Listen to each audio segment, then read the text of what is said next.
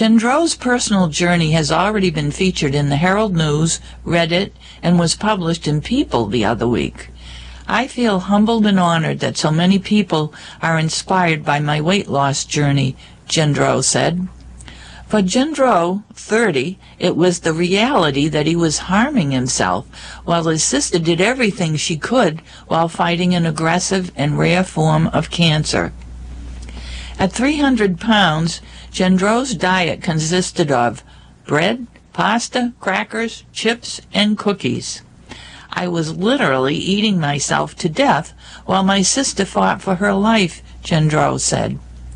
A physician at South Coast Health's Fairhaven site, Gendreau said he ate through his struggles and developed high cholesterol, blood pressure, and blood sugar, plus fatty liver disease and sleep apnea. When his sister died at age 33, Gendreau decided to make a change for his own health and to inspire his patients as he made his way from residency to practicing doctor. She endured chemotherapy, radiation, surgeries, and even stem cell transplants, all just to buy herself more time with her children, Gendreau said. Meanwhile, I was choosing to be incredibly unhealthy. Between August 2016 and February of 2018, Gendreau lost 125 pounds. He said he used a whole foods diet approach with no carbohydrates. He also credits intermittent fasting, only eating between the hours of noon and 8 p.m. The list of foods I eat is short and sweet, Gendreau said. They include any fruit, vegetable, or nuts, chicken, turkey, fish, eggs, and non-fat Greek yogurt, along with olive oil, balsamic vinegar, and any non-caloric spice or seasoning. As a physician, what keeps me going is my patients, Gendreau said. When I see how they look up to me and how well they do on their own diet plans, it encourages me to stay on track. He said he also wants to set an example for his sister's children, his niece and nephew. Gendreau said he feels stronger, healthier, and younger than ever these days. When threatened with the need to inject yourself with a needle every day, giving up bread seems like an easier obstacle to overcome, doesn't it? Gendreau's advice to his patients losing weight is, once you go down a pant size, donate your own clothes. Don't allow yourself to slide back into that larger size again. Gendreau received his bachelor's degree at Boston University and his medical degree at Temple University School of Medicine in Philadelphia. He completed his residency in family medicine at Cambridge Health Alliance and Carney Hospital through Tufts University. He is also a children's author and has published A Healthier You with Sophia and Sue. His second book, Queen Celine's Vaccine Machine, will be published in September. Gendreau is also working on a book about his weight loss journey in hopes of inspiring others to get healthy. He practices at the South Coast Center for Primary and Specialty Care, 208 Mill Road, Fairhaven. Fisherman, chaos as kids, elderly escaped Greek fire. Now I'll do my best on the pronunciation. By Menelaus Hagiokostas and Shredan Nedeljkovic. The Associated Press, Rafina, Greece. The cries for help pierced the choking smoke. Dozens of people bobbed in the sea after vicious flames forced them into the water. Children as young as 8 held on to adults, and people who couldn't swim clung to those who could. That was the scene confronting Tawfik Khalil, 42, as he and other fishermen plucked young and old from the water after the overwhelmed Greek Coast Guard asked for help. Khalil is among dozens of volunteers being hailed as heroes for helping to save hundreds of people stranded on beaches and in the sea as deadly forest fires raged through holiday resorts near Athens Monday night. It was chaos. Do you understand? Do you know what it's like to be in all that smoke, not being able to see anything, and to have people asking for help? Halil told the Associated Press on Wednesday. He said he doesn't remember how many people he helped save, but he did what he could. You can't see anything in the smoke and fire. So much fire and so much smoke. There was so much wind, he said. We could not breathe. I almost fainted at some point from all the smoke, and it was very difficult, my friend. It was so difficult. I have never seen such a difficult thing before. The fire razed holiday resorts east of Athens and killed at least 79 people, but more than 700 survivors were rescued by boat and taken to the port of Rafina through the night early Tuesday. Many people on the beaches were forced to swim out due to the ferocity of the fire, said Halil. The people got trapped behind them, fire, and in front of them, the sea. What can they do? They got into the sea, he said. The people in the water ranged in age from 8 to 70, he said.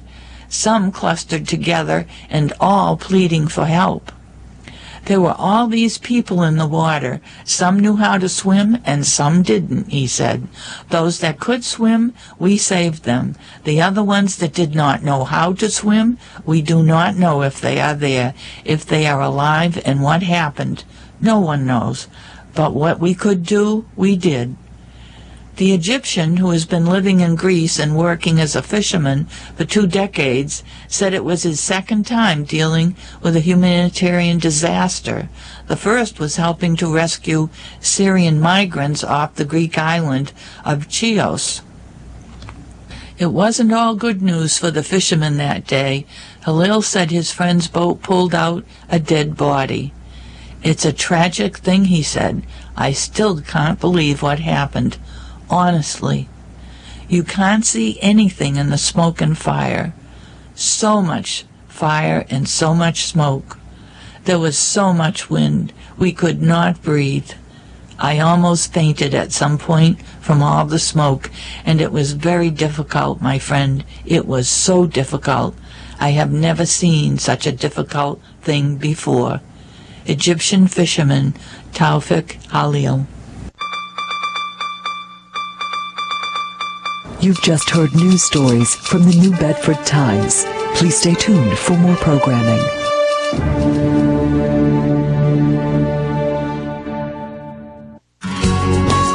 Coming soon from the Talking Information Center, join reader Judith Casulo as she presents the book Saints for All Occasions by J. Courtney Sullivan. Nora and Teresa Flynn are 21 and 17 when they leave their small village in Ireland and journey to America. Nora is the responsible sister. She's shy and serious and engaged to a man she isn't sure that she loves. Teresa is gregarious. She is thrilled by their new life in Boston and besotted with the fashionable dresses and dance halls on Dudley Street. But when Teresa ends up pregnant, Nora is forced to come up with a plan, a decision with repercussions they are both far too young to understand. 50 years later, Nora is the matriarch of a big Catholic family with 4 grown children. John, a successful, if opportunistic, political consultant. Bridget, quietly preparing to have a baby with her girlfriend. Brian, at loose ends after a failed baseball career. And Patrick, Nora's favorite, the beautiful boy who gives her no end of heartache. Estranged from her sister, Teresa is a cloistered nun, living in an abbey in rural Vermont. Until after decades of silence, a sudden death forces Nora and Teresa to confront the choices they made so long ago. Saints for All Occasions by J. Courtney Sullivan will air for 18 episodes on the Pure Fiction Book Hour beginning August 9th and ending September 3rd.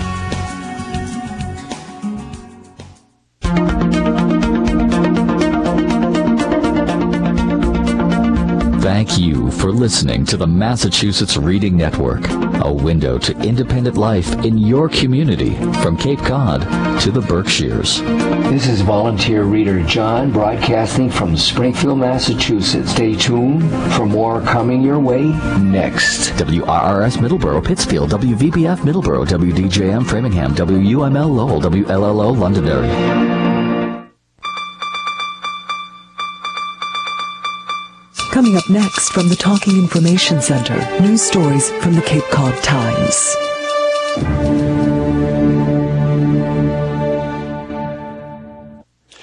Hello, it's Thursday, July 26th. I am reading the Cape Cod Times. My name is John. On the front page, grand jury indicts man accused of killing Sgt Gannon. From Barnstable, the man accused of killing Yarmouth Police Sergeant Sgt Gannon has been indicted by a Barnstable County grand jury on a charge of murder. Thomas Latenowich, 30, of Somerville, was also indicted of charges of aggravated assault and battery with a dangerous weapon, use of a firearm in the commission of a felony, possession of a firearm without a license, subsequent offense carrying a loaded firearm without a license, possession of ammunition without an FID card, mistreating a police dog, and being an armed career criminal, according to a statement from the Cape and Islands District Attorney's Office. Gannon, 32, was shot and killed on April 12th as he was helping to serve an arrest warrant on Latenowich at 109 Blueberry Lane in Marston Mills for a probation violation. Latenowich was also allegedly shot Gannon's dog, Nero, who was seriously injured but survived. Latenowich, who will be arraigned in Barnstable Superior Court at an unspecified date, is being held without bail, according to the statement. The grand jury, which returned the indictments Wednesday, has been hearing evidence since April 26, the statement said. All of the police, crime scene personnel, and prosecutors who gathered the evidence and put this case before the grand jury thank the members of their service. For their service, Cape and Island District Attorney Michael O'Keefe said in the statement. In response to Gannon's death and of other law enforcement personnel, Yarmouth and other police departments have pushed for additional funding for police training. Governor Charlie Baker signed a bill Wednesday approving a new $2 tax on rental car contracts to pay for police training up to $10 million a year. There's been a lot of frustration over the training bill not being passed, Yarmouth Police Chief Frank Frederickson said in a phone interview after Baker signed the bill. There's been reluctance to do anything about it, in spite of efforts of many chiefs before me and current chiefs. We all have the same frustration. Gannon's death helped with moving the ball. Frederickson said it's hard to know what would happen differently on April 12th, but his officers need more training in several areas, including dealing with the mentally ill, interrogations, use of force, field sobriety tests, peer support, mental wellness training, and survival training. There's all these pieces, but which one would make the situation better, that's hard to say. Gannon was searching in the attic of the Blueberry Lane house a second time when he noticed a piece of insulation covering an opening to an addition to the house. When he moved it, Latenowich allegedly shot him in the face, according to the police reports and court documents. A day before Gannon's death, the legislature considered a $1 million cut to police training. This is the biggest piece of pro-police legislation in the past 45 years. The public outcry for training following Gannon's death helped the bill to pass. I think any type of patrol tactics simulation training is all good, Frederickson said. Some of the situations you just don't come across very often. Best way to prepare is to replicate it in training. You try the best you can, and your reactions get better. There's no cookie-cutter scenario.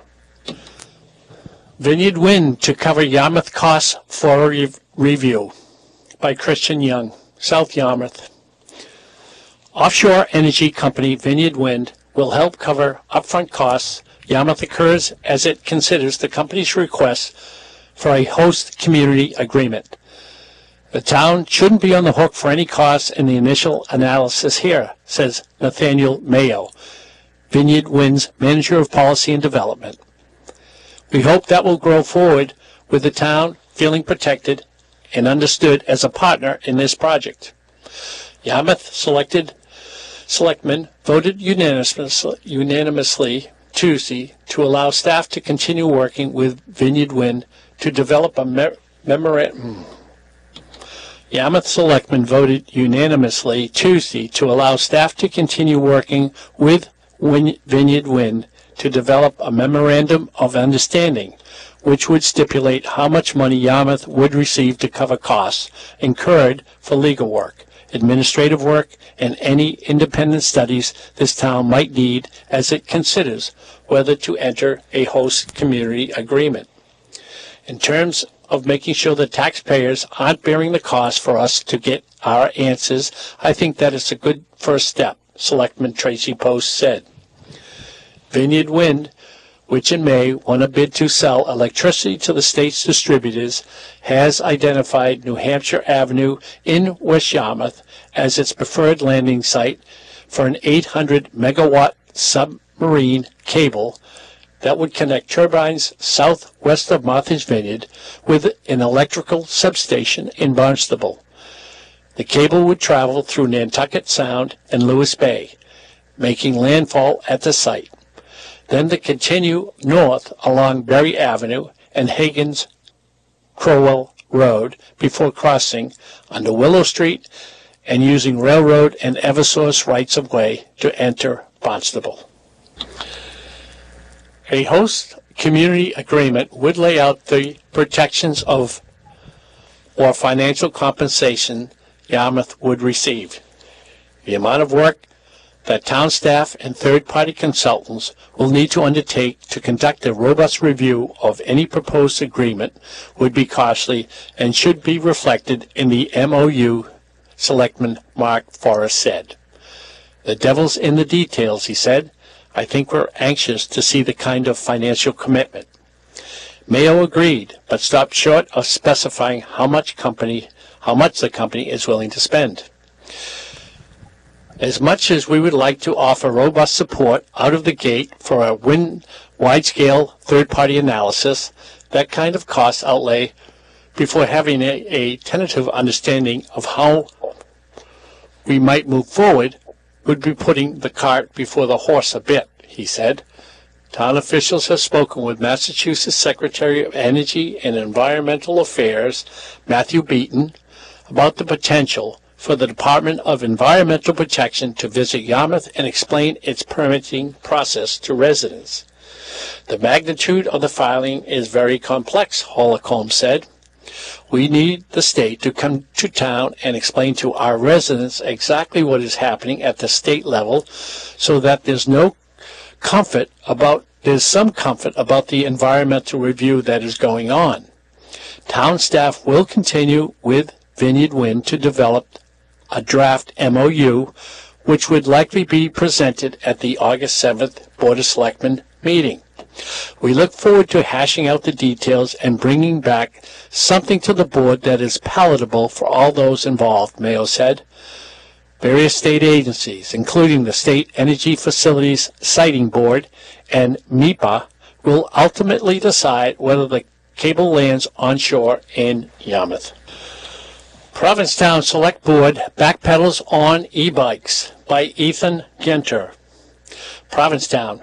All motorized bicycles, including pedal assist e-bikes, now must ride with the flow of traffic on Commercial Street after the Board of Selectmen approved a regulation amendment Monday night. The board has been grappling with bicycle bylaws and after a short public hearing on Monday's meeting decided to repeal an exception that had allowed pedal bikes with motors to travel in both directions on the one-way main street. In 1991, through a special act of the legislature, Provincetown was granted the power to create regulations for bicycle traffic on the town's main artery. On summer days, the street can be flooded with pedestrians and cyclists headed in both directions, while cars slowly roll westward. Provincetown Police Chief James Golden was the only person besides the board and the town manager who spoke at the less than 20-minute hearing, saying he wasn't opposed to the change. Officers would not patrol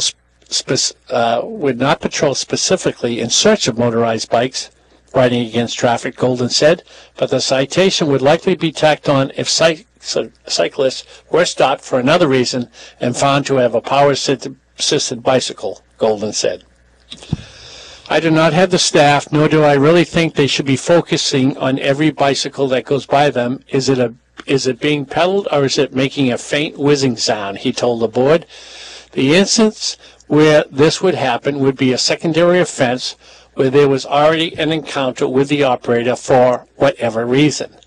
Vigilance by all parties, pedestrians or on wheels or on the busy stretch of road, would help keep people safe, Golden said.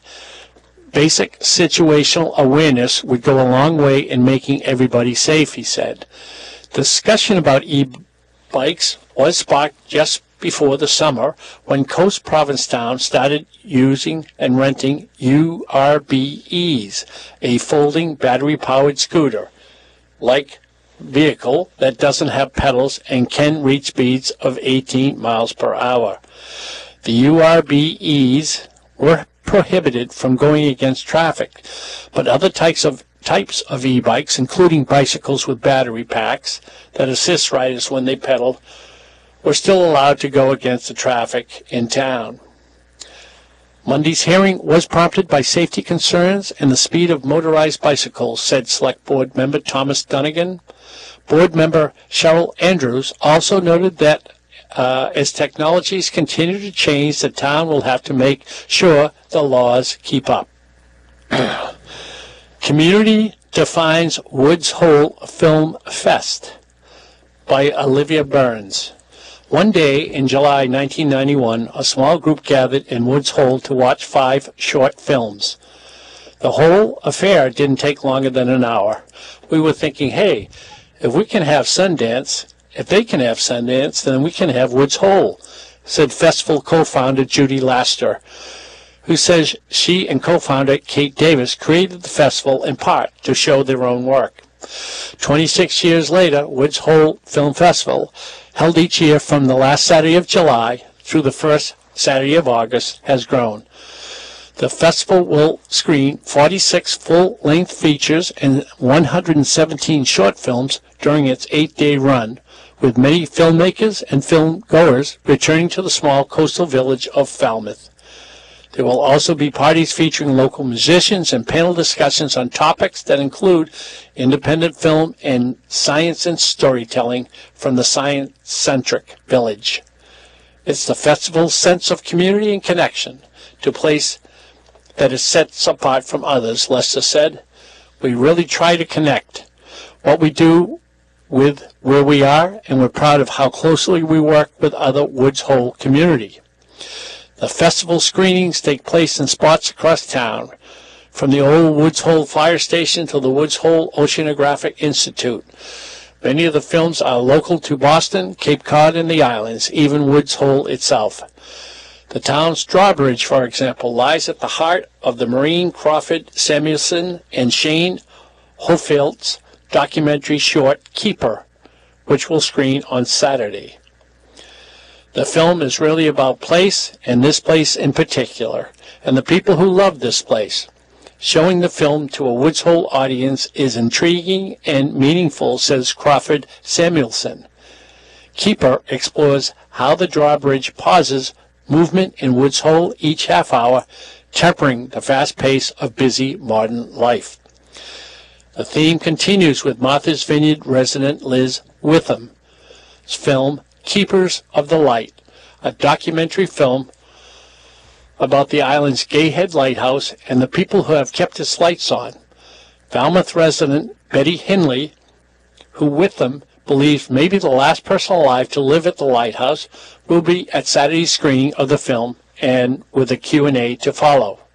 Forensic psychologist, creative writer, and filmmaker Marianne Galvin explores the innovative ways 3 young Boston professionals commute to work and how we roll. The Last Milers, a documentary short that will screen before the full-length documentary film returned to Mount Kennedy on Thursday. In 1965, Jim Whittaker led former U.S. Attorney General Robert E. Lee on a trip up the then unexplored mountain named after his late brother, President John F. Kennedy, who had been assassinated 2 years before. Before return to Mount Kennedy brings Bobby Kennedy's son Christopher and Whittaker's two sons back to the mountain to retrace their father's steps. The film also brought filmmakers Eric Becker to Hyannisport to film at the Kennedy compound and into Whittaker's archives for never-before-seen 8mm footage of the trip.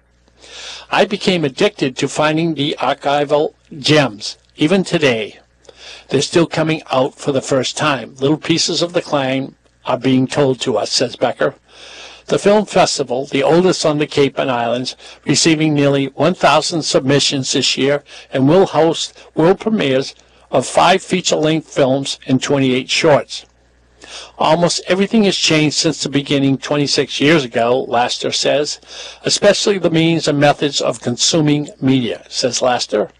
But not everything. Ultimately, the festival is about people gathering to watch films on a screen, she says.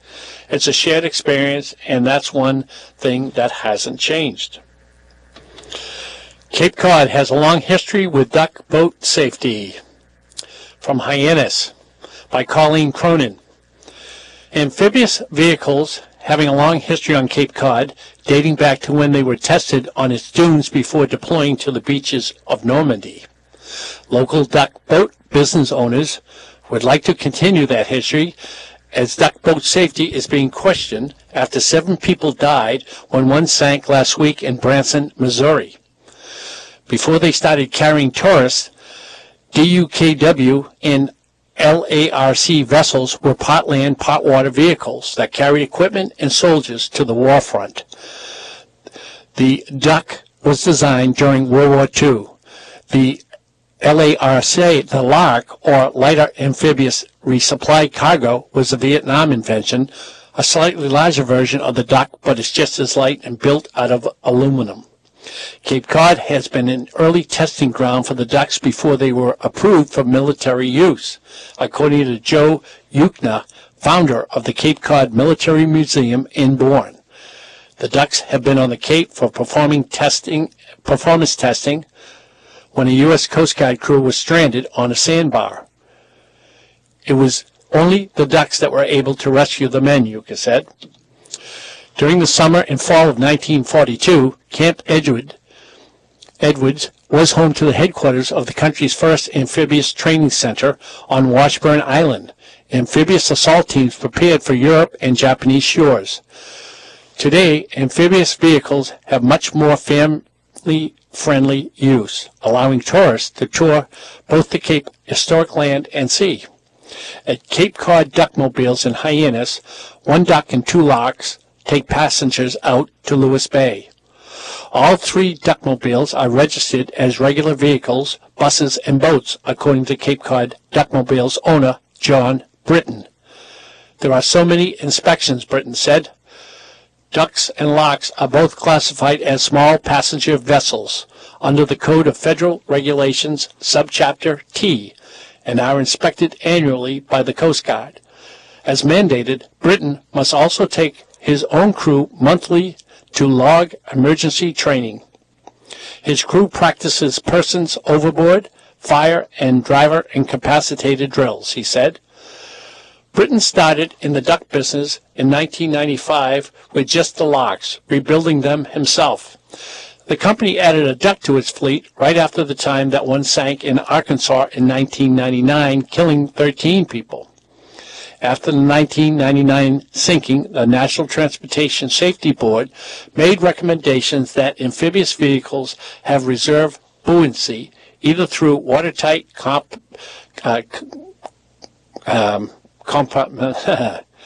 or built-in flotation to keep a boat afloat, even in case of flooding. It was a difficult recommendation, Britton said, explaining that the insides of the original boats are packed with hardware, lacking empty space to increase the vehicle's buoyancy. The NTSB recommendations were followed by the publication of Coast Guard Navigation and Vessel Inspections Circular 1-01. The circular provides diagrams of the inner working of the boats to help inspectors properly examine them. It explains canopies can't have more than 4 inches of overhang, and side curtains must be able to be pushed out to ensure easy exit for passengers. Britain's boats have an overhang much shorter than the 4 inches and do not use side paneling because the boats do not often go out in the rain, he said. There are also mandates that the Ducks should not carry passengers in winds greater than 25 knots and seas higher than 1 foot. They shouldn't have been in the water, Britain said, about the Branson sinking, which involved an original WW2 Duck. Using the weather radar on computers and phones, anyone would be able to see bad weather coming with today's technology, he said, adding that he believes the investigation into the sinking will find that there was human error. In an emergency, if an emergency were to happen and one of Britain's boats did sink, passengers would be able to stand on the canopy of the boat while waiting to be rescued, because the water they travel in is not very deep. Each boat is about 12 feet tall, and the depth of the bay is about the same, with some areas reaching about 15 feet. Since the incident in Missouri, he said there haven't been fewer passengers, but people are asking more questions about safety, which Britain believes is a good idea. If a moratorium or ban of duck boats, such as been suggested by the former chairman of the NTSB, were to happen, Britain said it would be an overreaction and many duck boat companies would fight it. We do this so people can have fun, he said, adding that he would welcome any more regulations if needed. Cape Rep's Pirates, geared for kids and adults. By Olivia Burns from Brewster. Catchy songs, sharp comedic timing, and classic pirate lines will win giggles from children and parents alike. From Brewster, kids will get a kick out of Cape Rep's Theater's performance of How I Became a Pirate. Perhaps more important, parents will too. Soccer-loving Jeremy Jacob, 10, played Cape Rep newbie Connor Shea, is hanging out on the beach when Captain Braidbeard rows ashore with his pirate crew looking for a recruit to help them bury their treasure. Catchy songs, sharp comedic timing, and classic pirate links like poop decks and plundered booty ensue, winning giggles from children and parents alike. Because the musical is based on a book, How I Became a Pirate by Melinda Long, parents will like their kids can do their reading ahead of time and familiarize themselves with a talented cast of characters, including Jessica George as Swill the Pirate. George's Swill is pure fun and vocal talent wrapped in a delightful beanie-wearing package, while Connor Shea could have been a bit louder, and I was sitting in the second row. He's nevertheless a promising addition to the Cape Rep cast. Not all of the jokes are aimed for kids, and with good reasons. Parents will appreciate witty lines about the chest hair or chuckle a full-size pirate squeezes into a children's lawn chair. They also will enjoy Cape Rep's casual outdoor venue, perfect for antsy kids with an urge to roam or snack freely during the hour-long performance, and the musical's broader lessons about the importance of following your dreams and brushing your teeth every day. Songs include A Good One to Boot, Green Teeth, I'm Really Just a Sensitive Guy, Talk Like a Pirate, Soccer by the Rules, and your personal favorite, Pirates Don't Arr. The performance is always punctuated with fun references to modern dance moves, ask your kids about flossing, and no, I don't mean with their teeth. Fishing Around, Fish Caught, Money Raised in War Against Breast Cancer by Rob Connery. Fish caught, money raised in war against breast cancer. The Lady Shoal Troll is nothing if not colorful. Since proceeds benefit making strides against breast cancer, many and most of the participants wear pink shirts, and some go so far as to get custom hats made for their crew. The event is held at the Osterville Anglers Club at the Supreme Clubhouse down on Crosby Basin. Right next door sits Bill Koch's place. Full flags flying from the 12-meter yacht racing he uses as a lawn ornament. There was a wedding going on there. Security was tight. I visibly worried the valets when I pulled up in my old rust bucket when I was heading for the fishing tournament. There was some true Gator Blues at the weigh-in, and the winner was Brenham McCoolby's lunker at 14.85-pounder. Tamara Haspel won for the biggest striped bass with a rock-solid 25-pounder that was nearly as big as the second and third place bass combined. Tamara is a very interesting person. She and her husband, Kevin Flaherty, own an oyster grant in Barnstable Harbor and grow, raise, and hunt and kill much of their diet. Tamara writes a blog called Starving Off the Land about how they move from Manhattan to the Cape and now do things like raise pigs for food. 76 women competed on 22 boats, and they raised over $17,000 for making strides against breast cancer, which keeps the money local. Way to go, ladies. So while Cohen leaks tapes, it's time to ask, what's going on? Have you heard of Keep 'em Wet? It started on Instagram, spearheaded by a guy called Brian Husky, a western trout and steelhead fisherman. It seemed to me like Catch and Release needed a voice, a way of nudging anglers to consider that how they handle and release fish made all the difference in whether they lived or died, said Husky. Husky saw the way some social media amplified shared photos and decided to try and do something positive for fish. He teamed up with Professor Andy Danilchuk from UMass Fisheries Department and eventually a host of fishing groups, individual anglers, and partners. Right here on Cape, people are getting involved. Groups including Cape Cod Salties, My Fishing Cape Cod Fly Rodders, Trout Unlimited, the Buzzard Bay Anglers, Osterville Anglers Club, ran a collective photo event, not a contest, in June to raise awareness among the membership. Photographed fish were meant to be in the water, or held briefly just above it. Husky emphasizes the Keep 'em Wet is not opposed to ethically harvesting fish for the dinner table. I'm told thousands of striped bass alone die every year after catch and improper release.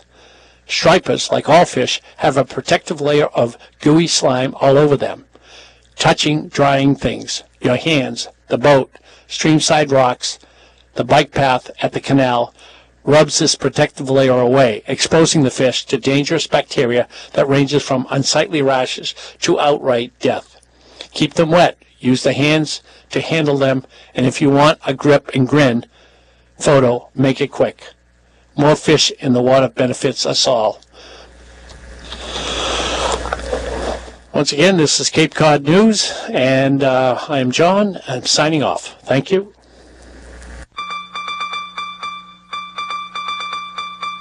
You've just heard news stories from the Cape Cod Times. Please stay tuned for more programming.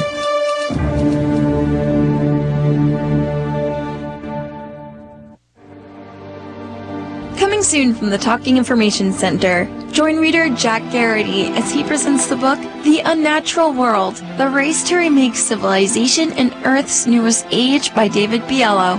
With the historical perspective of the Song of the Dodo and the urgency of Al Gore's An Inconvenient Truth, The Unnatural World chronicles a disparate band of unlikely heroes. These scientists, billionaires, and ordinary people are all working towards saving the best home humanity is ever likely to have. What is the threat? It is us. In a time when a species dies out every 10 minutes, when summers are getting hotter, winters colder, and oceans higher, some people still deny mankind's effect on the earth. A futurist ray of hope amid the usual denial and despair, As said by Esquire, the unnatural world examines the world we have created and analyzes the glimmers of light emerging from the efforts of incredible individuals seeking to change our future. Instead of a world without us, this history of the future shows how to become good gardeners, helping people thrive along with an abundance of plants, animals, all the exuberant profusion of life on Earth, a better world with us. The current era of humans need not be the end of the world, and according to Scientific American, Biello describes what we have done to alter our planet and what we should do in the future. The Unnatural World, The Race to Remake Civilization in Earth's Newest Age by David Biello will air on the Select Mix Book Hour beginning July 30th and ending August 20th.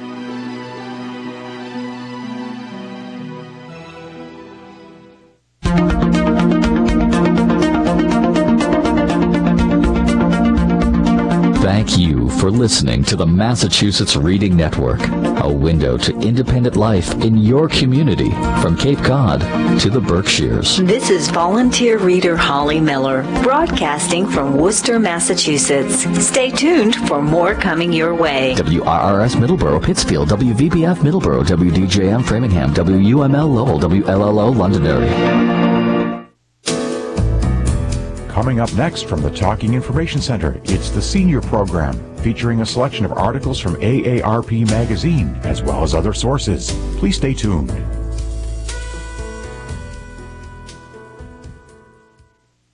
Hello, listeners. This is the Senior Program. Today I'm beginning with a read from the Icahn School of Medicine, Mount Sinai, July of 2018. Melanoma rate rises among seniors. More than 70,000 Americans are diagnosed with melanoma each year, and more than 9,000 die from it.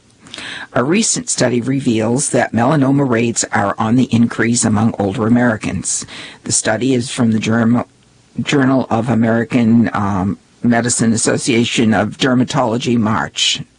It is first to focus on how this lethal form of skin cancer affects different age groups.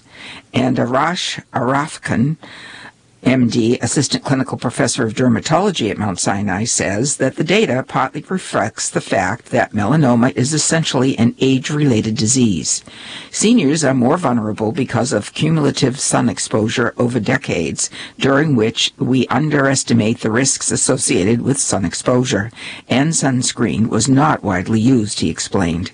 He adds that another possible reason for the uptick is the fact that we are now more aware of skin cancer.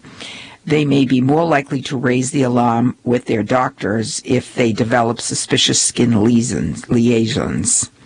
Higher rates. For the study, researchers calculated the average annual percentage rate of melanoma incidences by 10-year age groups. The average melanoma rate per 100,000 people was about 32 for people age 45 to 54, but it increased to about 50 for those aged 55 to 64, and 82 for those aged 65 to 74. It spiked further to about 110 for those aged 75 to 84 before falling slightly in the oldest old. Your healthy suntan signals skin damage. Most of us like the healthy glow of the sun gives us, but the tan is anything but healthy. In fact, it is visible proof that your skin has been damaged. Sunlight contains radiation that attacks skin cells. You are at a particular risk for this damage if you are fair-skinned, freckle easily, and have blonde or red hair. But don't assume a dark complexion affords you a full protection. It may lower your risk somewhat, but it doesn't grant you immunity from skin cancer. Other skin cancer risk factors include a history of blistering sunburns, lots of moles, a previous history of skin cancer, and a family history of the disease. Keep in mind, too, that certain medications, including nonsteroidal anti-inflammatory drugs like aspirin and ibuprofen, Advil and Motrin, some antibiotics and diuretics can cause your skin sensitivity to the sun, raising your risk of sunburn and skin cancer. Where diuretics are concerned, a new study suggests that people who take hydrochlorothiazide which is commonly prescribed for high blood pressure, may be up to 7 times more likely to develop non-melanoma skin cancers than people who do not take it.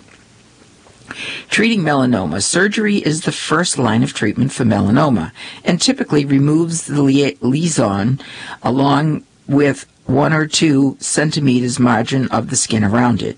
Any skin cancer that occurs on the face is typically treated with more precise technique called MOHS, M-O-H-S's. It is a procedure during which cancer cells are surgically removed, a layer at a time. With each layer, then, the examined under a microscope to ensure that no abnormal cells remain. This method ensures that as little as healthy skin as possible is removed. Your doctor will also examine the lymph nodes near your melanoma to make sure there are no cancer cells present. Lymph nodes are small glands that occur throughout the body. If a cancer has spread, cells are typically presented in the lymph nodes. Melanoma that has spread may be treated using immunotherapy drugs that are designed to jumpstart the immune system in order to destroy cancer cells. Another possible treatment is targeted therapy, which is designed to harm cancer cells while leaving healthy cells intact. Protecting your skin. Detecting skin cancer is easier if you're familiar with your skin and can note new moles and changes to existing moles. Spend 15 minutes each month thoroughly checking your skin, including your scalp, genitals, and the soles of your feet, and your fingers and toenails in front of a full-length mirror in good light. It is recommended that you also get yourself checked over by a dermatologist once a year, every 6 months if you have skin risk factors for skin cancer. As well as your regular self-check, you should be taking steps to protect your skin from the sun. Stay in when the sun is at its strongest, 10 a.m. to 4 p.m., and apply a sunscreen with a minimum sun protective factor of SPF 30 before you go out, even if it's cloudy. Wear a wide brim hat and that would cover your neck and stick to the shade as much as you can. What you can do: follow the ABCDE rules when it is examining suspicious moles. A, symmetry. The shape of one half doesn't match the other. B, border. A ragged or blurred edge. C, color. An uneven color. It could be shades of black, brown, red, white, or blue. D, diameter. A significant change in size that takes the diameter of the mole to more than about 1/4 of an inch. And E, the last, evolving. Anything changing or evolving needs to be seen by a dermatologist. That concludes that article. I'm now reading from the Arthritis Advisor of July 2018. Healing a damaged rotator cuff. The cuff of tendons and muscles in your shoulder takes a beating throughout your life, in which also may lead to damage. Aching pain on the outside of your upper arm when you reach over your head or out to the side suggests problems with the muscles and tendons in your shoulder called the rotator cuff.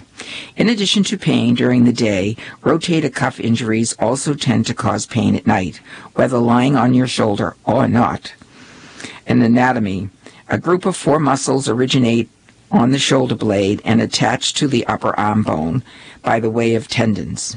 The tendons and muscles come together to form a cuff of tissue attached to the arm bone.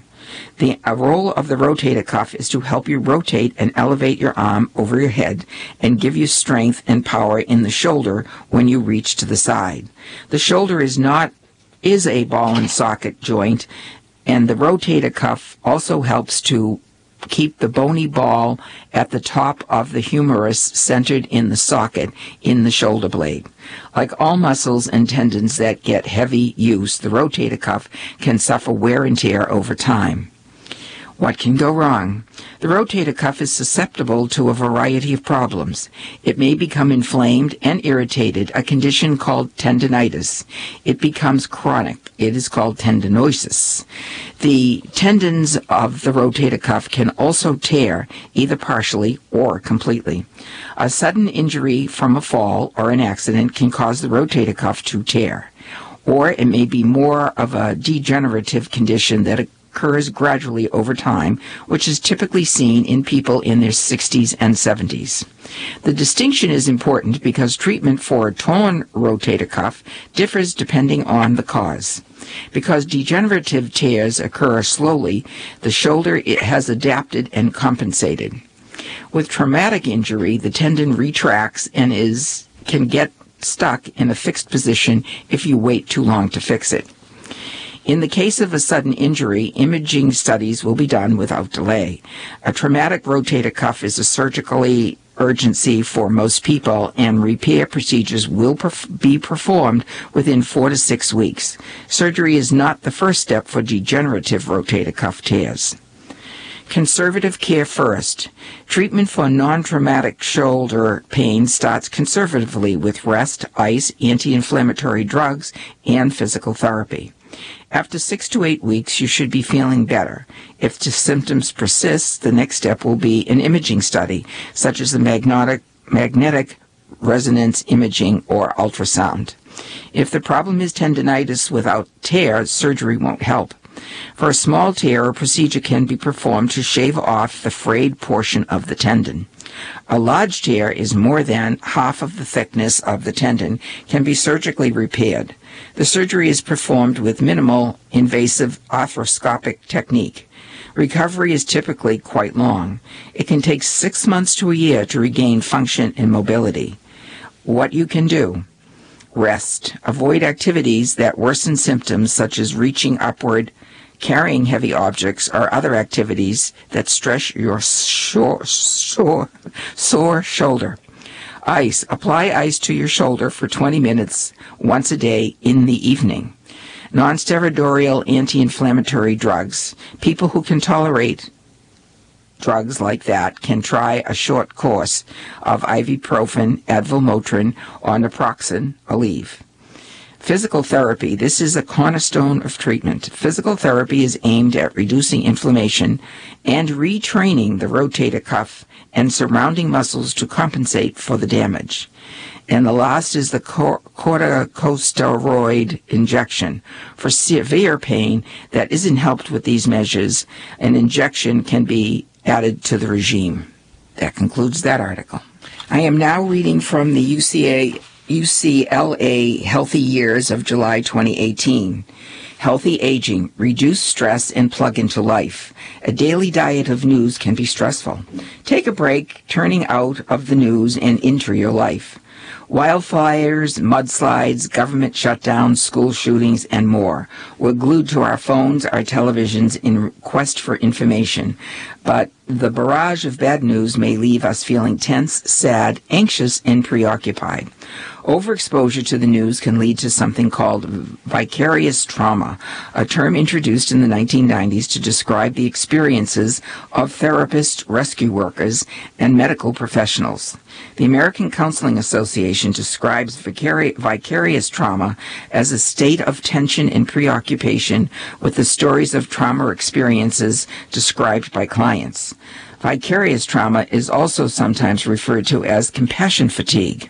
The sheer volume of stressful events can make people feel pessimistic, or fearful.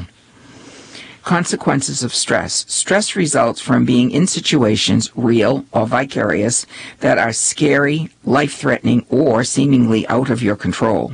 Fight, flight, or freeze reactions kick in along with a cascade of biological chemicals. Under the right conditions, these internal chemical changes can be life-saving. For example, if you are chased by a tiger, the adrenaline surge powers cause your muscles to help you get away. But in today's world, the tiger can be a lot of things, including the reporting of catastrophic events that make you feel helpless, hopeless, and fearful. Constantly filling your consciousness with news and information that makes you feel this way can lead to chronic stress. And stress can damage the body by suppressing the immune system, digestive, sleep, and reproduction systems, which may cause them to stop working normally. Different people experience stress in different ways. For example, some people experience mainly digestive symptoms, while others may have headaches, sleeplessness, sadness, anger, or irritability. People under chronic stress are also prone to more frequent and severe viral infections, such as flu or common cold. The negative impact of chronic stress on the cardiovascular system has been studied for quite some time. With stress comes an increase in heart rate and stronger contractions of the heart muscles. Blood pressure increases to send more blood to the areas of the body that need to respond to a threat. For example, leg muscles slam on the brakes in a sudden traffic jam. With chronic or repeated stress, there is an increased risk of hypertension, heart attack, or stroke. Stress can also increase inflammatory responses that affect cholesterol levels. In postmenopausal women, protective levels of estrogen drop, putting women at even greater risk for stress-related heart problems. Overeating and overdrinking are also other consequences of too much stress. These actions are misguided attempts to calm the body and mind. But mindlessly munching on comfort foods like salty, high-fat chips, sugar-laden cookies, and drinking alcohol to excess will only lead to greater health problems. Overcoming news overload. While everyone has a different method for coping with daily stress, the following suggestions are offered. 1. Increasing leisure activity that you find pleasant. Get more physical exercise and maintain a consistent sleep schedule. For example, the balance of self-care in light of the vicarious negative experience is crucial to give your mind and body time to digest and accommodate the upsetting news. 2. When feeling overwhelmed, social support is important. Joining a book club, a social group, or a political action organization may provide much-needed validation as an opportunity to express your emotions and get support from others. 3. Gain a sense of control by doing good. For instance, attending a local rally, making a donation, or volunteering your time to help others can counteract feeling. 4. Limit your exposure to news coverage. Engage only at certain times of the day or certain days of the week. It may be helpful to limit your sources of media information. For example, you may want to read an online newspaper, but not scroll through Twitter. As we continue adapting to the ever-increasing speed of the news cycle, it is important to take a moment to explore the impact it is having on how you feel, behave, and think, and how to think of better taking care of yourself. I'm now reading from the AARP magazine of July-August 2018. The best places to live for under $40,000 a year. These towns boast lower cost homes, These towns boast lower-cost homes, safe streets, great parks and restaurants, healthy economies, and access to urban adventures. This article is by Sarah Mahoney. First is San Marcos, Texas. It is 32 miles outside of Austin. The population is 62,000. The median home price is $197,500. They have 232 sunny days a year.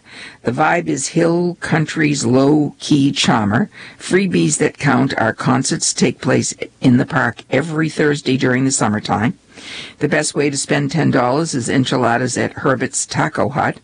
Urban getaways are Austin is 31 miles and San Antonio is only 40 miles. And the sales tax, however, is at 8.25%.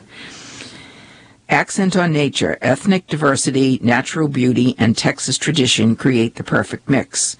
One of Texas's oldest towns, San Marcos, is full of life. For one thing, environmentalists fiercely defend its natural beauty and wildlife. As for nightlife, the town bars and live music scene helped launch the careers of George Strait and Stevie Ray Vaughan. Multi-million-dollar downtown redevelopment echoes the historic character of the town square. Pull on your cowboy boots for a stroll, or lace up your sneakers and explore the 1,200 acres of parks. Plus, the fares of local buses are half off for older riders.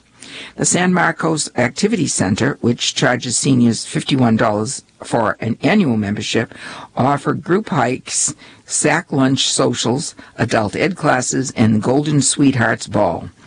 The town of 40% Hispanic has stayed true to its Mexican roots, says Rosina Ruiz Valley, 61, president of the Centro Cultural Hispano de Marcos. Among its classes, traditional dances and healthy cooking.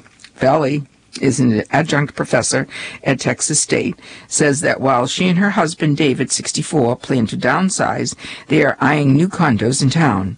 They love San Marcos River, which is 72 degrees all year, drawing swimmers and tubers. And since driving to two big cities, it is easy, San Marcos says it's just the right blend. Lakeside living in Canandaigua, New York, 25 miles outside of Rochester. The population is 10,400. The median home price is $191,600. They have 165 sunny days a year, and the vibe is four-season fun. And the freebies that count are check out the Pioneer Kitchen exhibit at the Ontario County Historical Museum. And the best way to spend $10 is sample local vintage at New York Kitchens, the city's award-winning wine and culinary center. An urban getaway, Rochester is 25 miles away, and the sales tax there is 7.5. Lakeside living. Enjoy local wines, landmarks, and four-season of outdoor activities. This city, encompassing the downtown area, is surrounded by towns of the same name, home to 10,000 people. With 19th century Queen Anne homes, antique shops, and boutiques, it is a place with postcard appeal. Shoppers can visit 140 businesses downtown. Tourist attractions and festivals entertain residents and provide seasonal jobs. Pristine Canandaigua Lake lures boaters from the region. The city rates high on clean air measurements. Because of the Finger Lakes' robust wine industry, foodies have made this their enclave. Lovers of casual fare flock to Wegmans. It's offered a covered patio, live music, chef-prepared meals, and antique car shows. Residents also appreciate 4 seasons of play, hiking trails past waterfalls. From spring through fall, there are regional wine festivals. Winter is busy with an annual Christkin market, averaging 66 inches of snow a year, and the area is a paradise for alpine and Nordic skiers, as well as snowboarders. Healthcare includes award-winning University of Rochester Thompson's Health Center with a 113-bed hospital. It is affiliated with the top-ranked Strong Hospital, 30 minutes away. The YMCA, which offers reduced rates for older adults, has activities ranging from aquatics to Pai-Yo. Another selection in this article is Duluth, Georgia, 30 miles outside Atlanta. The population is 29,300. The population of the median housing is $209,600. They have 218 sunny days a year, and the vibe is downtown home diversity. In the freebies, see the galleries at Jacqueline Casey's Hugden's Center for Art and Learning. The center also offers classes such as traditional Korean pottery, calligraphy, and soap making at reasonable prices. And the best way to spend $10 is head to Crave Pie Studio for a serving of coconut cream or seasonal peach. And the urban getaway is Atlanta is only 30 miles away, and the sales tax there is 6%. Symphony of cultures, blending backgrounds, generations, cuisines, diversion, and musical tastes. Crime rates here are well below the national average, and the city is committed to growing smarter and safer with high-tech investments such as the use of license plate cameras that quickly spot stolen cars. Duluth, Georgia, is focusing on increasing its walking ability. It has poured millions into multi-generational gathering spaces, including a new city hall, splash pad, and Town Green, which features events such as the Food Truck Fridays, Flicks on the Bricks. And while the city works to attract millennials, it offers plenty for older residents. Its 50 and Beyond program provides tennis and walking club, plus organized bridge, canasta, and mahjong for just $20 a year. Located in Gwinnett County, the most diverse county in southeast Duluth, Georgia, is home to a growing mix of cultures and ethnicities. Roughly 10% of residents are Korean American. When I'm outside gardening, so are my neighbors, African Americans, Caucasians, Asians, says Joy Thompson, 64. The technology consultant moved there from Massachusetts with her 3 children. Thompson also says it is easy to get involved. Rainbow Village, with its unique approach to solving homelessness, has volunteering opportunities, as does a local art center. But Duluth, Georgia's strongest appeal may be to music lovers. Paul McCartney and Khalid are among the performers who have appeared here at the 13,000-seat Infinite Energy Center. Eddie Owens presents, based a 260-seat Red Clay Music Foundry, and hosts a local artist and also a music school. I'm now reading from the AARP Bulletin of July-August 2018. Your Health. My Surprising New Friend. A pilot program suggests voice-activated technology might help ease isolation and loneliness among some older adults. This article is by Christina Ianzito. One of the most popular characters today at Weinberg Place, a senior housing community in Baltimore, is named Alexa.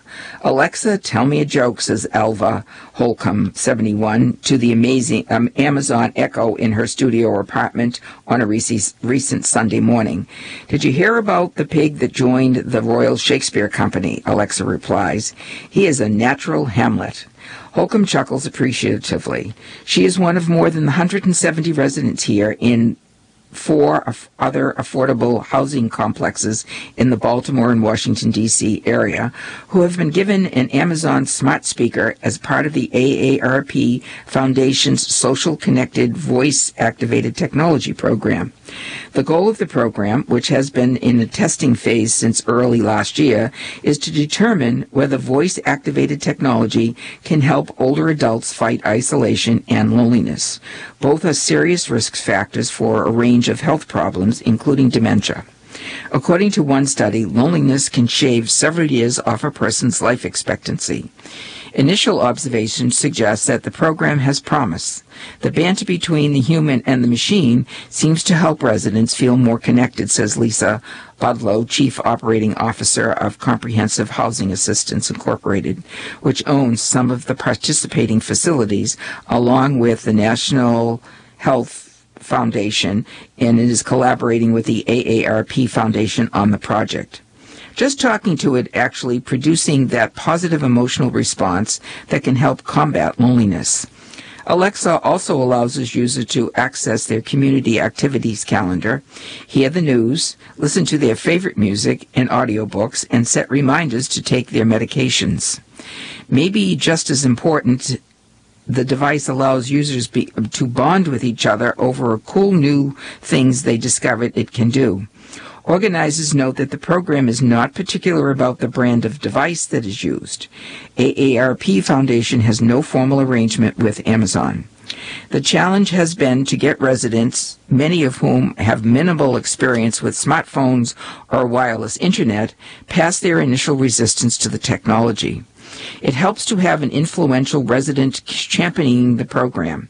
At Weinberg Place, Shirley Crowder, 70, helps others set up and troubleshoot their devices. She assures them that Alexa isn't listening to everything they do. People always bring that up, and I try to explain Alexa is sleeping until you wake her, Crowder says, who uses a wheelchair and has set up her device to do many things that would otherwise be difficult, such as turning the lights off and on command. Crowder says that she especially is appreciative that Alexa, during a series of recent illnesses, when I was down and sick, Alexa was my best friend. Other program participants have grown attached to their devices as well. It helps me a lot because I don't get out that often, says Rhonda Williams, 67, who uses a breathing tube for chronic obstruction pulmonary disease, and today wears a Long Live the King Michael Jackson t-shirt. Williams says that she often asks Alexa to play Michael Jackson's Station or slow jazz on the Pandora radio. When she wants soothing background noise, she'll ask for the sound of a waterfall or rain. Some residents now, including Crowder, are being trained to teach their neighbors. Organizers hope the pilot can be expanded as enthusiasm and understanding grow. If you get people over the initial barriers, Bundlow says, they adapt to it pretty quickly. The growing impact of isolation. More than 800 million adults age 50 and older are affected by isolation. Isolation is when someone is physically or emotionally disconnected from friends, family, and community. It is different from loneliness, which describes how people perceive their situation. Prolonged isolation is increasingly recognized as a risk factor for poor health, an impact equivalent to smoking 15 cigarettes a day, according to the recent study. The AARP Foundation has several programs underway to address isolation among older Americans.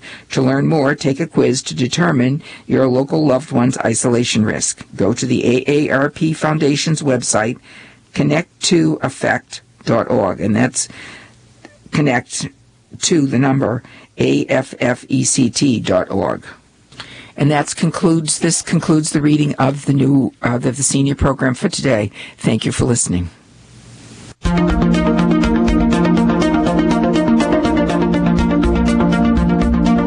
Thank you for listening to the Massachusetts Reading Network, a window to independent life in your community from Cape Cod to the Berkshires. This is volunteer reader Dave Russell broadcasting from Worcester, Massachusetts. Stay tuned for more coming your way next. WRRS Middleborough, Pittsfield, WVBF Middleborough, WDJM Framingham, WUML Lowell, WLLO Londonderry.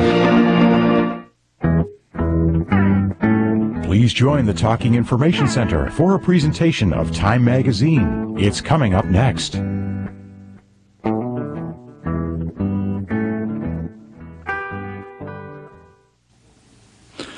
This is Gene reading from Time Magazine's issue of July 23, 2018. The brief opener, Immigration. What's Keeping Migrant Families Apart? By Maya Rodan. The federal government is under court orders to swiftly reunite the migrant families that were separated at the border under the Trump administration's zero-tolerance policy. But efforts to get even the youngest children returned to their parents stalled as the administration struggled to reverse a crisis of its own making. In late June, a judge ruled that the 102 children under 5 who had been separated from their parents as a result of the policy needed to be returned to their families by July 10. In the case of those ages 5 and up, at least 2,000 minors, the administration was given until July 26. The first deadline has come and gone, and it was one the federal government could not fully meet. In many cases, the problem was simple, if shocking. The government was ready to release the children, but couldn't yet verify with whom they belonged. At the same time, a little over a quarter of the separated children under 5 could not be reunited because the adults they arrived with were found to have serious criminal histories, or no relation to the children, or because they are currently being held in criminal custody. There is also one child in custody that the Department of Justice said could be a U.S. citizen. Given those factors, the Trump administration was on track to reunite just 55 young children with their parents by or shortly after July 10. It would take longer for at least 20 whose parents had been deported or released in the U.S. A last-minute effort to gain more time was rejected by Dana Sabra, the federal judge overseeing the case. These are firm deadlines, he said. They're not aspirational goals. The policy that triggered the separation was clear enough. Prosecute everyone who crosses the border illegally, which meant taking away the kids who cannot be put in criminal detention with adults. But there were no instructions on how to undo the process. The executive order that President Trump signed on June 20 stopped the separations, but did not fully address how families would be put back together. The problem was not lost on Judge Sabra. There was no reunification plan in place, and families have been separated for months, he wrote in a June 26 order. While he is happy with the progress made, he said that the government has an obligation to reunite as quickly as possible the families it separated. Trump offered a different take on the missed deadline on July 10. I have a solution. Tell people not to come to our country illegally. Sabra has called for regular updates from the feds and the American Civil Liberties Union, which brought the suit to him as the reunification process continues. Government officials have insisted that they know the whereabouts of every child in their custody and have worked to keep parents and children in contact. But their priority is to see that families are reunited in a manner that ensures the safety of the child, which can take time. In order to gain custody of an unaccompanied minor in the care of the Department of Health and Human Services Office of Refugee Resettlement, adults typically have to undergo a comprehensive vetting process that involves everything from submitting fingerprints to demonstrating financial stability. Now those well-intentioned hurdles are being set aside for families who were separated at the border. The government has indicated that it will take steps to streamline reunifications, which have to be completed before the month ends. In some cases, for example, they will use DNA tests to guarantee parental relationships they cannot otherwise confirm. Judge Sabra said samples must be destroyed after the relationships are established. But that acceleration doesn't erase the trauma that came with separation. And reunification is only step one for the families in question. They still have to face the rest of the immigration process.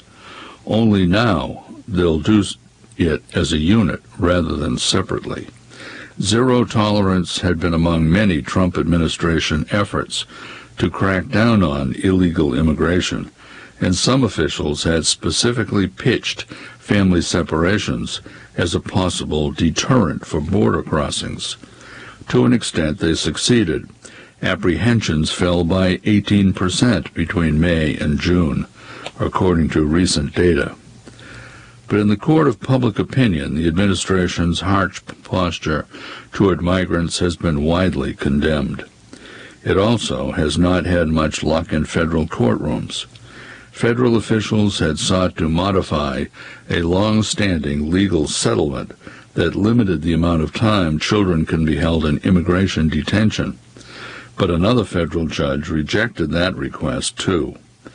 On the very night of the first reunification deadline, the Trump administration announced that rather than being held in detention, migrant families would be released from custody wearing electronic monitors, essentially returning U.S. border policy to the way it was before zero tolerance started.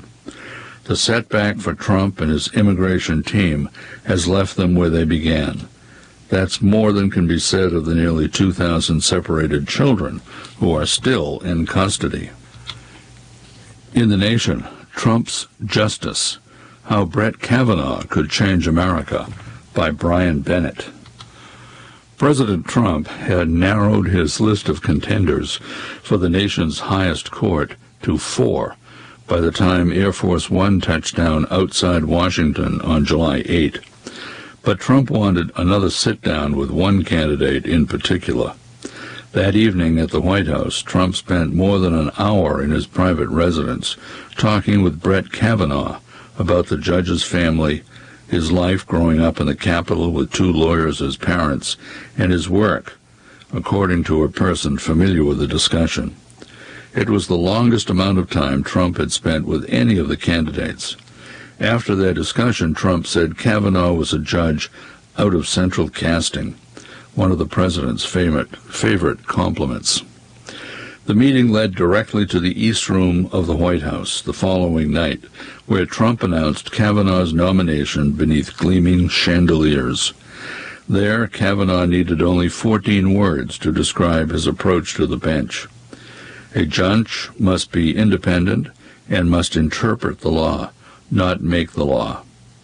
That simple sentence was more than just a judicial philosophy. It reflected the culmination of two distinct efforts at judicial mentoring, which came together in Kavanaugh's nomination. One was the 4-decade effort by an entire generation of conservatives to bend the court away from judicial activism. The other was a patient education and corralling of Trump by a handful of Republican legal elites. The intrigue surrounding the selection was, of course, classic Trump, from an interview process that resembled a matchmaking show to the pageantry of the primetime announcement. But the choice will have far-reaching consequences for America's 325 million citizens. If confirmed, Kavanaugh, 53, could solidify a conservative majority on the court for decades. During his 12 years on the U.S. Court of Appeals for the D.C. Circuit, he has issued some 300 opinions that reflect his reputation on both sides of the aisle as a solid and careful judge. Democrats warn that his conservative record suggests he will bolster the pro-business leaning on the court, advance efforts to strip power from regulatory agencies, slow the expansion of gay rights, strengthen gun rights, and open the door for states to chip away at access to abortions. No single justice steers the Supreme Court. Kavanaugh's influence will take years to measure and depends on which cases come before him. Protests from Democrats that Kavanaugh would help overturn the seminal abortion decision Roe v. Wade ignore the court's deference to precedent. Kavanaugh himself said during his 206 confirmation hearings for the lower court that Roe was already decided, although Supreme Court justices can chart a new direction in ways lower courts cannot. But there is little question that his conservative jurisprudence would have a major impact, given Kavanaugh's intellect, work ethic, and reputation for clarity in his opinions. That body of writing persuaded Trump and his conservative advisers that Kavanaugh would remain a stalwart originalist on the bench. Some observers wonder if Trump may have fixated on one point of view in particular. Kavanaugh, who was part of independent counsel Kenneth Starr's investigation of President Bill Clinton, and later served more than 5 years in President George W. Bush's White House, is an ardent believer in executive power. In a 2009 Law Review article, he called for Congress to pass a law stating that sitting presidents should not be subject to criminal investigations or civil suits while in office, adding that the Constitution prescribes the impeachment process as the remedy for ousting a wayward president. That view has obvious implications for Special Counsel Robert Mueller's investigation into Trump's ties to Russia during the 2016 campaign. If the justices are asked to decide whether Trump can be subpoenaed or charged with a crime in office, it's clear where Kavanaugh is likely to stand. Kavanaugh's path to the East Room accelerated in November 2017 when his name was added to Trump's public list of prospective Supreme Court nominees. The judges were vetted by Leonard Leo, Executive Vice President of the Conservative Federalist Society and Trump's top outside legal advisor. The arrangement was clear. Trump would cede considerable power to shape the court to the conservative legal establishment, and in doing so cement his support from the Republicans who were otherwise skeptical of a politician who once proclaimed his belief in abortion rights.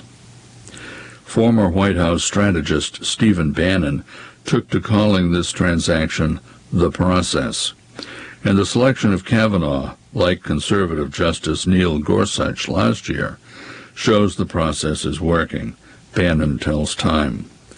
Even more than Gorsuch, whose mother once ran the Environmental Protection Agency, Kavanaugh is a creature of Washington.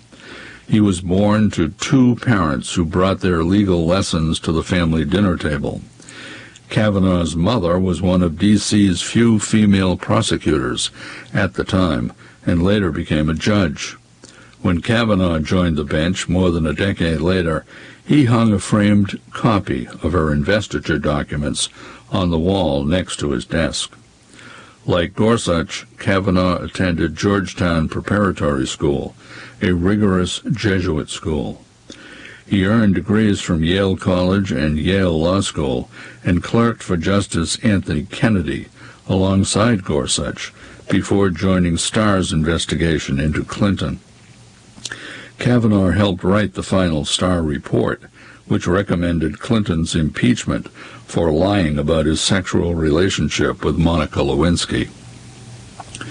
When the presidential race between Al Gore and George W. Bush deadlocked in 2000, Kavanaugh joined the GOP legal team, demanding an end to the Florida recount. Less than a year later, he was working inside the Bush White House, alongside his now wife, Ashley, when jetliners struck the Twin Towers and the Pentagon on September 11, 2001. The two had had their first date the day before. Kavanaugh served in the White House's counsel's office and as Bush's staff secretary, a demanding job requiring meticulous close reading of every document that crosses the president's desk. In 2003, Bush nominated Kavanaugh for the U.S. Court of Appeals for the D.C. Circuit, but Senate Democrats opposed him for a resume that appeared too partisan. He was finally confirmed in a 57-36 vote